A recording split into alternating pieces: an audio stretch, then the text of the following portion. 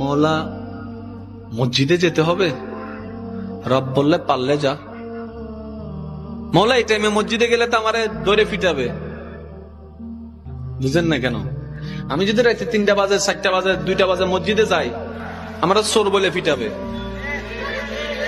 মসজিদে যাওয়াটা রিস্ক হবে।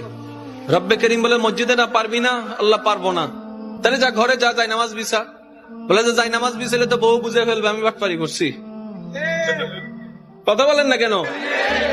মহলা বউ বুঝে ফেলবে, মা বুঝে ফেলবে, নিশ্চয় কোন একটা অঘটন ঘটাইছি, সেজন্য যাই নামাজে বসে কান্না করছি, তাহলে তো ইজ্জত ফানসার। রব্বে করিম বলে মসজিদও পারবি না, যাই নামাজে পারবি না। মৌলা কেমন জানি লাগছে। রব্বে করিম বলে ঠিক আছে, আমি আল্লাহ কতটুক মায়া মহাব্বত করি তোকে, তুই তো বুঝতে পারস নি এতদিন, আজকে বুঝার চেষ্টা কর। মসজিদে যাওয়া লাগবে না, যাই নামাজ বিছানো লাগবে না, অজু করা লাগবে না, তোর যদি এতই প্রবলেম হয় জবানটাও খোলা লাগবে না।